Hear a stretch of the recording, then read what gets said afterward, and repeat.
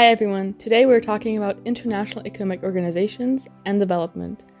My topic deals with the institutional failures of the IMF by looking at the impact of the International Monetary Fund's conditionality on the Tanzanian health sector. Health is a fundamental right and prerequisite for global security, economic growth, and respect for human rights. Globalization has direct and indirect effects on the health of populations worldwide.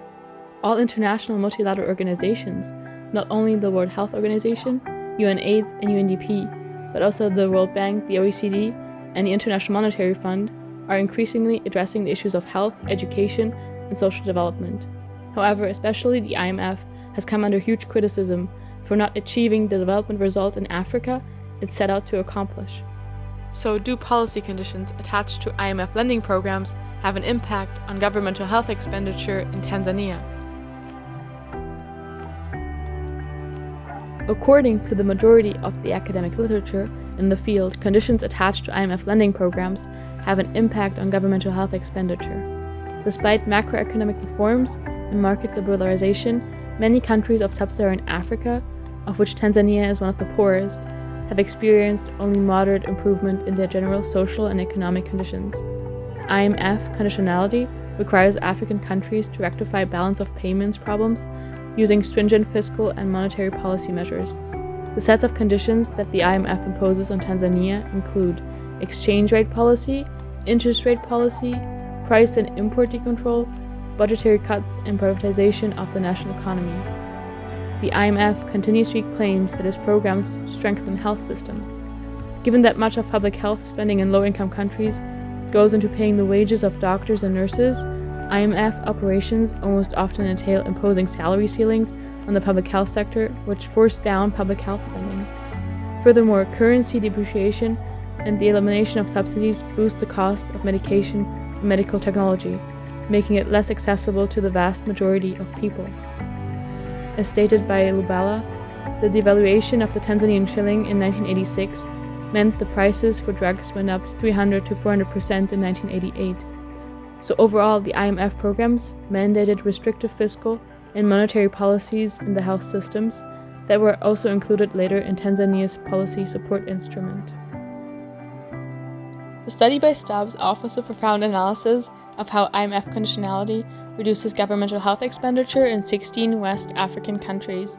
The study concludes that IMF policy reforms decrease fiscal investment opportunities in the health sector, create budget execution challenges, and limit staff expansion of doctors and nurses.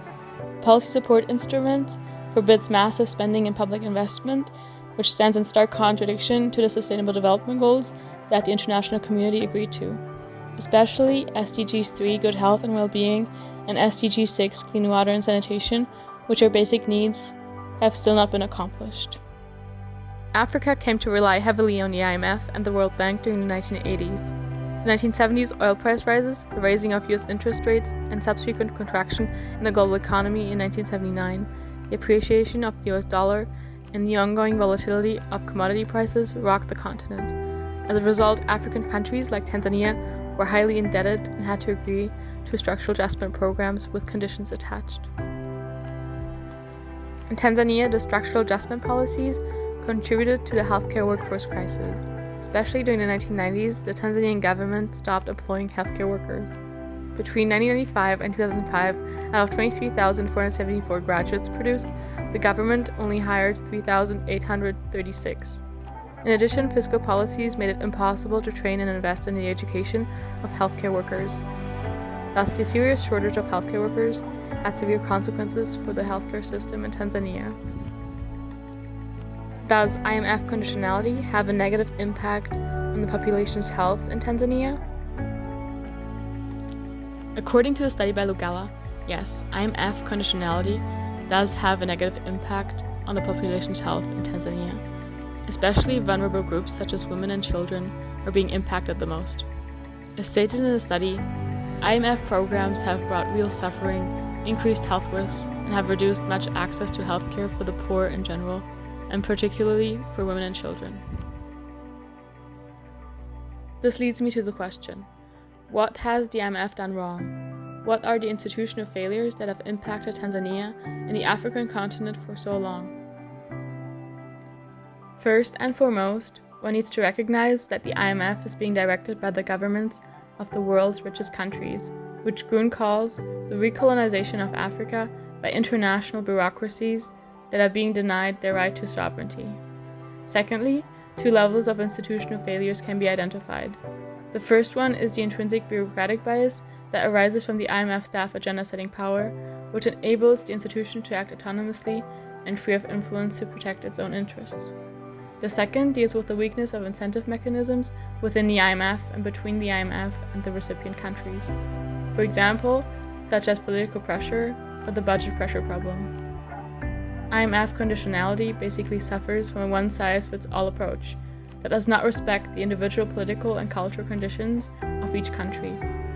As Woods points out, there is a clear lack of local knowledge which impacts the development of Tanzania. The IMF mandate states that it mainly provides short and medium-term loans. However, it usually turns into a long-term dependent relationship, such as in Tanzania. It is a never-ending cycle. Last year, Tanzania faced exceptional balance of payments needs resulting from the impact of COVID-19. Thus, the IMF granted a loan of about $26 million under the IMF's Catastrophe Containment and Relief Trust to cover debt service and fund measures to fight the COVID pandemic. However, the IMF cannot alone be held accountable for the unaccomplished mission in Africa due to other actors involved, such as credit rating agencies or the authoritarian character with which African regimes implement them. Nonetheless, the IMF has failed to enforce its conditions because major donor countries interfere to prevent rigorous enforcement. While, for one, increased cooperation between the United Nations and the World Bank would be good. Second, private sector investments are necessary to increase sustainable development. And third, why not include important stakeholders, such as the Tanzanian Health Ministry or even civil society? There are so many more ways to improve the Tanzanian health sector or the institutional design of the IMF itself. So what do you think the IMF could do to not only protect their own interests, but to achieve the sustainable development goals that the international community agreed to? What do you think the future relationship between the IMF and Africa should look like?